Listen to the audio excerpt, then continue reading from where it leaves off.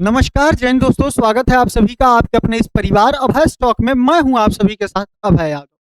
साथियों, पाकिस्तान के अंदर ऐसा लग रहा है कि युद्ध की तैयारी चल रही है। ये सवाल क्यों खड़ा होता है? क्योंकि साथियों 3 दिन के अंदर जो पाकिस्तान है उसके अंदर जो मिलिट्री का प्लेन है, जो कि मतलब कार्गोज लेके जाता है, सैन्य हथियारों को जो है ट्रांसपोर्ट करता है, जो कि C-130 के नाम से जाना जाता है, जो कि भारत के पास भी है। वो 3 दिन के अंदर साथियों कई बार जो है वो पाकिस्तान के अंदर, और ऐसा भी नहीं है कि एक जगह पे, 2 जगह पे जो है वो कई बार लैंड हुआ है। तो इससे जो है यह निष्कर्ष एक तरीके से निकल रहा है, या फिर एक तरीके से जो लोगों की आशंका है वो यह है कि पाकिस्तान कुछ ना कुछ जो है वो प्रिपरेशन जो है वो जरूर कर रहा है। आइए आपको दिखाते हैं और यहाँ पर समझते हैं कि क्यों ये यहाँ पर उतरा था, क्या जो है खबर यहाँ पर बाहर निकलकर इससे रिलेटेड आई है। साथियों, अगर आप हेडलाइंस पर नजर डालें तो अगर आपको दिखेगा कि why Turkish military plane made repeated Pakistan trip in 3 days, मतलब 3 दिनों के ही अंदर बार बार ये पाकिस्तान के अंदर टर्की के प्लेन क्यों आ रहे हैं। आगे बढ़ते हैं साथियों, उससे पहले आप सभी लोगों से एक छोटी सी गुजारिश करेंगे। अगर देखिए चैनल पर नए हैं तो कृपया करके सब्सक्राइब कर लीजिए। साथियों देखिए, सब्सक्राइब करने में आपका मतलब कोई भी खर्च नहीं होता है और किसी भी प्रकार का आपका पैसा नहीं लगता है। सिर्फ 1 सेकंड से भी कम का समय लगता है जिसमें आप सब्सक्राइब कर लेते हैं। और उस सब्सक्राइब का साथियों वो हमारे लिए कितना कीमती है, आप इस तरीके के से समझ सकते हैं कि हम जो ये मेहनत करते हैं इसका जो मोटिवेशन आता है उसी सब्सक्राइब और आपके लाइक और कमेंट्स को देख के आता है।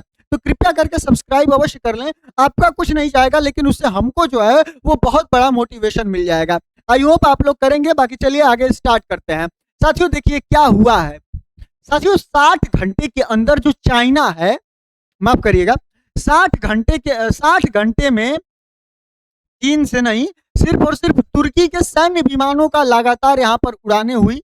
टाइमलाइन को अगर आप नजर में रखें तो 19 से 20 अगस्त को, 20 अगस्त 2026 के बीच में, यानी करीबन 60 घंटे में तुर्की के सैन्य ट्रांसपोर्ट विमानों ने पाकिस्तान के लिए बार बार उड़ानें भरी। ये साथियों कहाँ उतर रहे थे? तो ये जो विमान है ये रावलपिंडी के पास जो नूर खान एयरबेस है और कराची में मसरूर एयरबेस है, वहां पर ये उतरते देखे गए। मैं आपको मैप के माध्यम से समझाता हूं। ये जो पाकिस्तान है नल्ला बेरोजगार, इसका साथियों ये रही राजधानी इस्लामाबाद, और साथियों अगर आप उसी के जस्ट नीचे देखें तो ये रावलपिंडी है, और यहीं पर साथियों नूर खान एयरबेस है, और यहीं पर जो टर्की से प्लेन्स आ रहे थे वो एक तो यहाँ उतरे, दूसरा जो जहां पर वो उतरे ये रहा आपका कराची। कराची में साथियों जो यहाँ पर पोर्ट है, एयरपोर्ट है, एयरबेस है मसरूर, यहाँ पर साथियों ये उतरे हैं। मतलब इन 2 लोकेशंस पर सोचिए, एक यहाँ पर अगर देखा जाए तो यहाँ से पूरा पाकिस्तान नप गया, एक तो यहाँ पर और दूसरा जो है वो यहाँ पर, यानी कि 2 जगह पे यहाँ पर टर्की के प्लेन्स जो है उतरे हैं। टर्की इतना इंपॉर्टेंट क्यों है, ये सवाल इतना क्यों उठ रहा है, आगे आपको समझ में आएगा। साथियों देखिए विमान कौन सा था, तो जो तुर्की है उसकी वायु सेना का C-130 हरकुलस ट्रांसपोर्ट एयरक्राफ्ट शामिल थे, जिनमें से एक काल साइन TUAF 526 बताई गई है। कॉल साइन यानी कि उसको बुलाने के लिए जैसे एक स्पेसिफिक नंबर दिया जाता है या फिर एक स्पेसिफिक कोड होता है हर प्लेन का, ताकि मतलब अब सोचिए कई सारे C-130 प्लेन होंगे उसके पास, भारत के पास भी हैं। आई थिंक करीबन 12 प्लेन्स जो हैं C-130 के भारत के पास भी हैं। तो अब कैसे पहचान करेगा यहाँ पर कि कौन सा प्लेन आ रहा है? तो इसके लिए साथियों यहाँ पर कॉल साइन का यूज किया जाता है। जो कॉल साइन एक आइडेंटिफाई हो पाया है वो यही है, TUAF 526 जो है वो यहाँ पर बताया गया है। ये यहाँ पर बार बार उतरे हैं।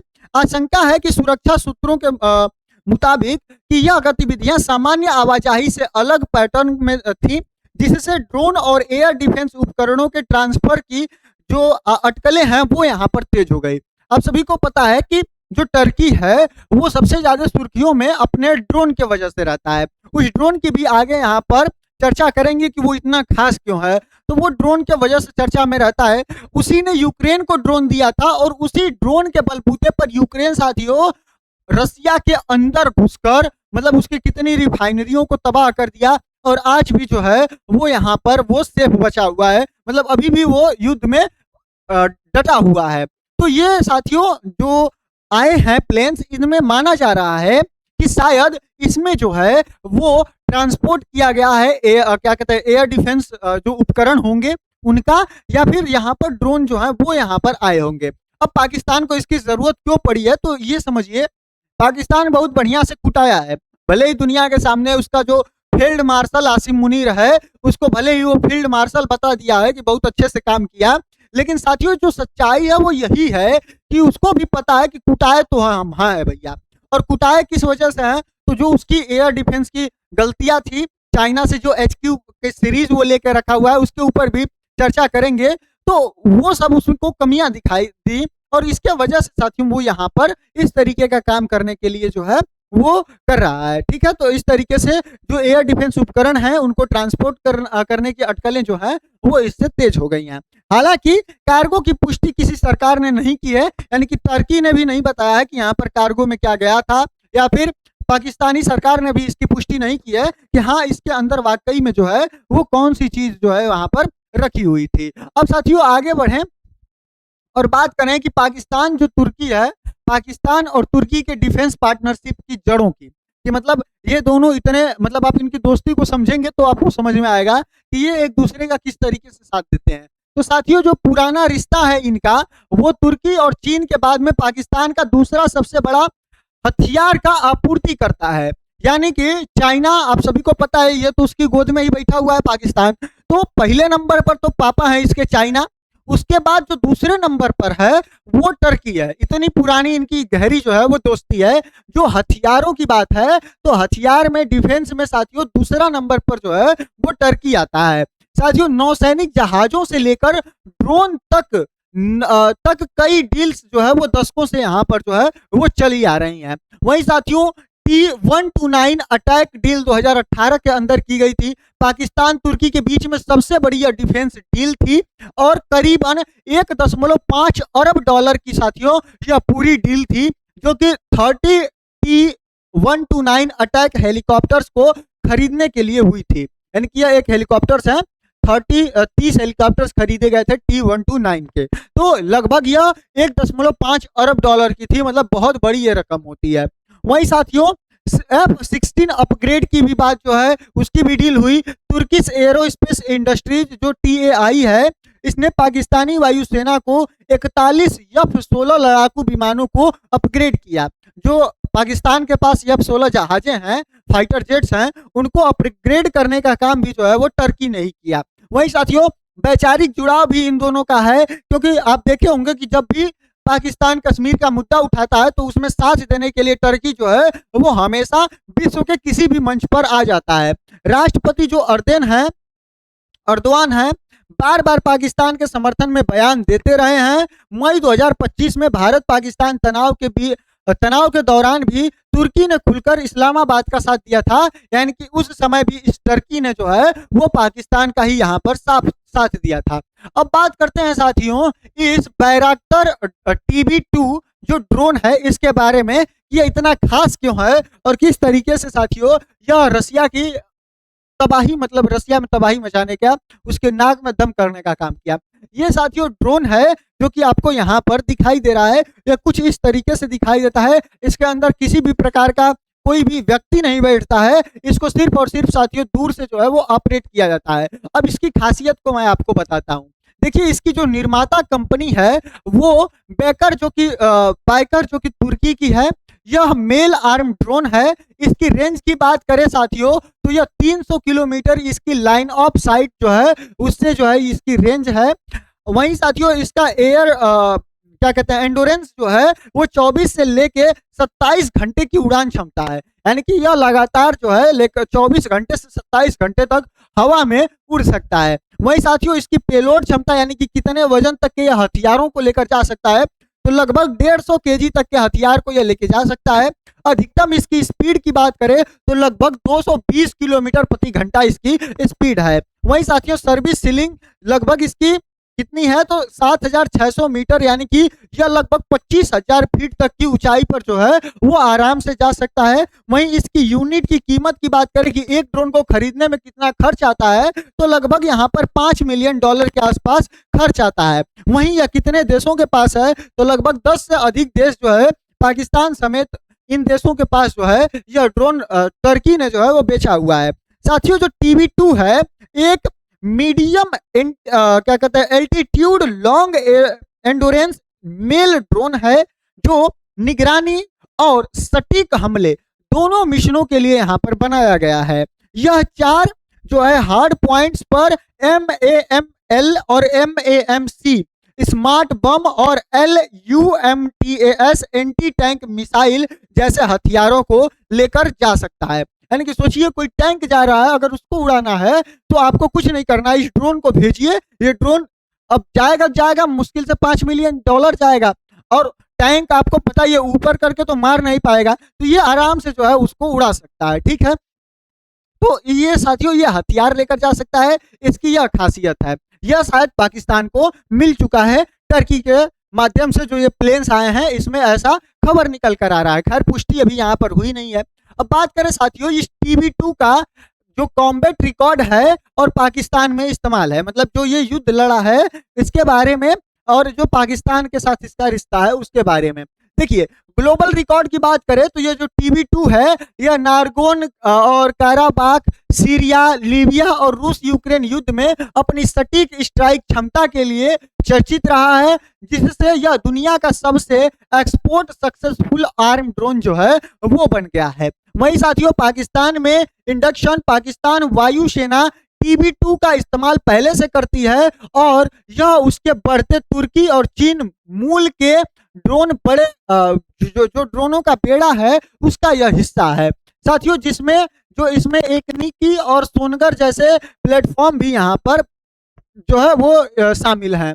वहीं साथियों ऑपरेशन सिंदूर से इसका क्या कनेक्शन है, तो देखिए मई 2025 में भारत पाकिस्तान तनाव के दौरान पाकिस्तान ने लेह के सरक्रीक तक 36 ठिकानों पर करीब 300 से 400 तुर्की ड्रोन से हमले किए और ज्यादातर यहाँ पर एसिस गार्ड सोनगर दागे थे इन्होंने, जिन्हें भारतीय सेना ने नाकाम कर दिए। यानी कि लगभग 300 से 400 ड्रोन इन्होंने भेजा था भारत के अंदर, लेकिन भारतीय सेना और भारत का जो यहाँ पर अपना एयर डिफेंस सिस्टम है, चाहे S-400 हो या फिर अपना हमारा आकाश हो, वो इसको जो है बढ़िया तरीके से डिस्ट्रॉय कर दिया।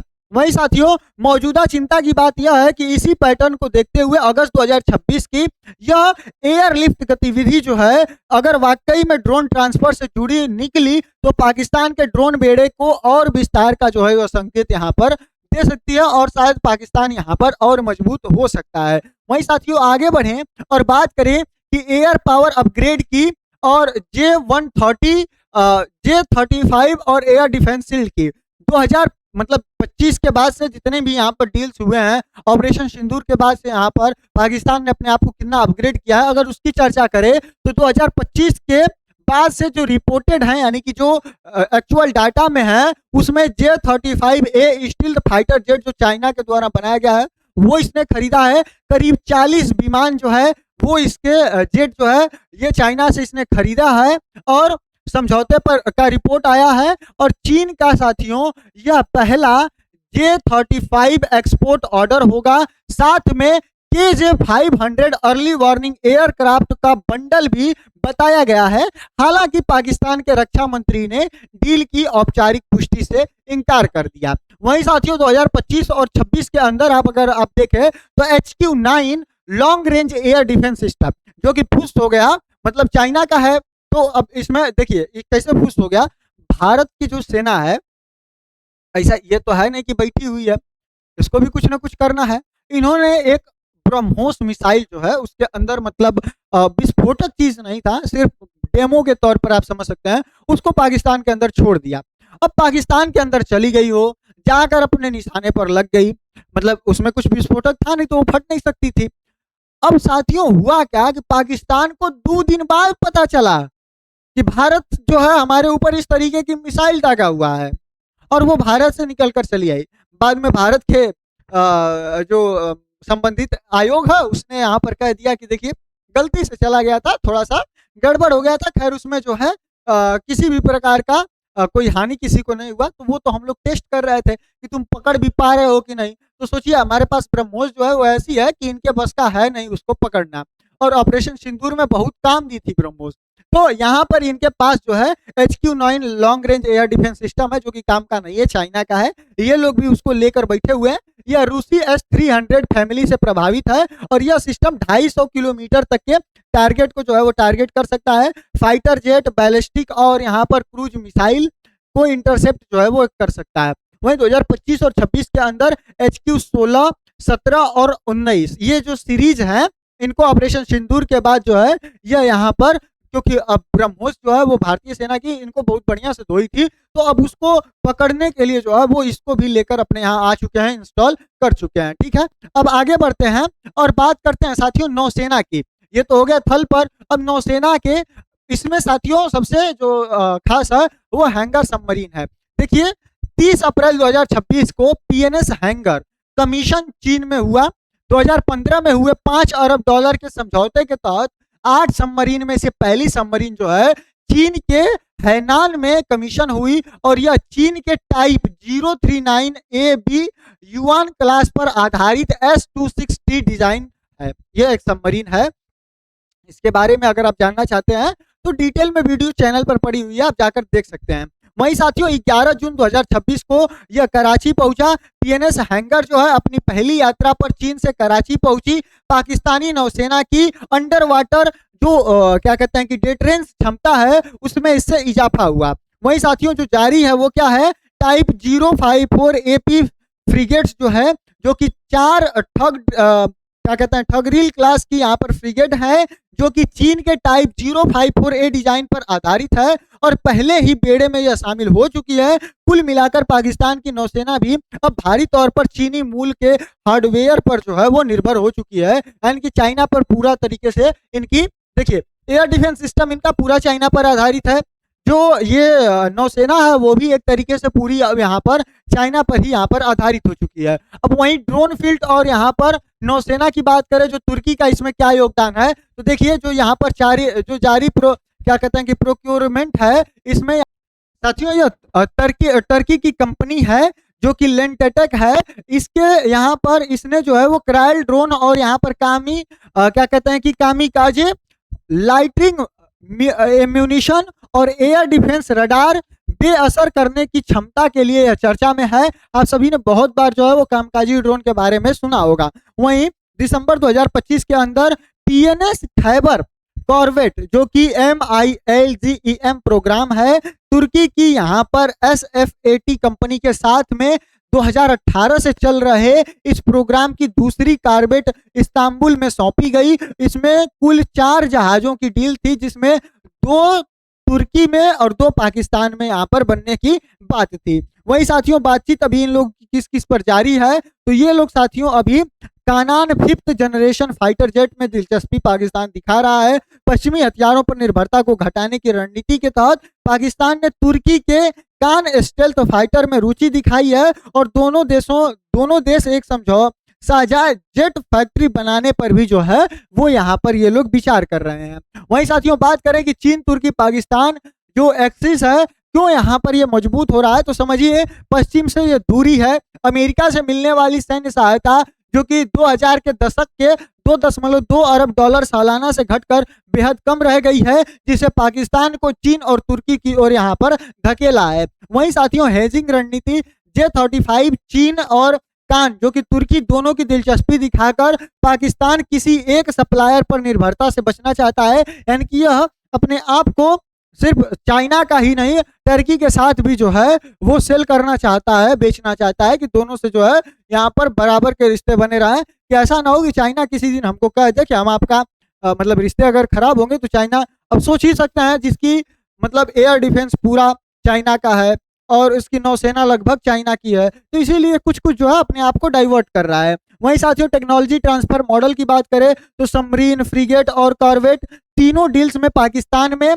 लोकल असेंबली निर्माण का प्रावधान है, यानी दीर्घकालिक स्वदेशी क्षमता बनाने की इनकी भी कोशिश है। वहीं अनिश्चितता का पहलू है, जो वो ज्यादातर डील्स जो है वो रिपोर्टेड स्तर पर हैं। न चीन, न तुर्की और न ही पाकिस्तान ने आधिकारिक पुष्टि नहीं की है, इसलिए स्वतंत्र सत्यापन यहाँ पर जरूरी है। मतलब सिर्फ ये शायद चर्चाएं ही हैं, हो सकता है डील की बात चल रही हो, लेकिन इसकी सत्यापन की जो बात है वो किसी भी देश ने यहाँ पर नहीं की है। अब साथियों बात करते हैं कि इस घटनाक्रम से भारत को क्या ध्यान रखना चाहिए। तो सबसे पहले साथियों भारत को अपने एयर डिफेंस पर भारत के दबाव पड़ेगा। क्योंकि यहाँ पर साथियों जो इसके पास ड्रोन्स हैं, मतलब एक साथ में बहुत सारे ड्रोन्स आएंगे तो उसमें थोड़ा सा मान लीजिए कि 100 एक साथ आ गए और हमारी क्षमता है कि मतलब 99 को भी अगर हम लोग खत्म कर लिए तो भी एक बच जाएगा। तो अपने एयर डिफेंस को और हमको मजबूत करना होगा। काउंटर ड्रोन सिस्टम की हमको जरूरत होगी। नौसैनिक संतुलन हमको बनाकर रखना होगा। और यहाँ पर कूटनीतिक निगरानी भारत के लिए चीन, तुर्की, पाकिस्तान की बढ़ती सैन्य जो यहाँ पर नजदीकियां हैं उस पर लगातार खुफिया और कूटनीतिक निगरानी जो है वो बेहद अहम यहाँ पर बनी हुई है। तो आई होप आपको ये जितनी भी डिटेल थी वो समझ में आ गई होगी कि जो टर्की का ये प्लेन पाकिस्तान में आया था जिसकी लेकर बहुत ज्यादा चर्चा चल रही थी, समझ में आ गया होगा। बाकी ये कुछ क्वेश्चंस हैं जिनका आंसर आप लोगों को मतलब इससे रिलेटेड जो एसएससी, आरआरबी, एनटीपीसी की तैयारी करने वाले छात्र हैं उनको यहाँ से मिल सकता है क्वेश्चन जो कि करंट अफेयर्स में है, तो वो इसको देख सकते हैं, इनका ये आंसर है। बाकी ये आपको हमारे टेलीग्राम चैनल पर भी यहाँ पर देखने को मिल जाएंगे। आई होप आपको वीडियो पसंद आया होगा। चैनल पर नया सब्सक्राइब करिएगा, अन्य दोस्तों के साथ साझा करिएगा। बाकी आप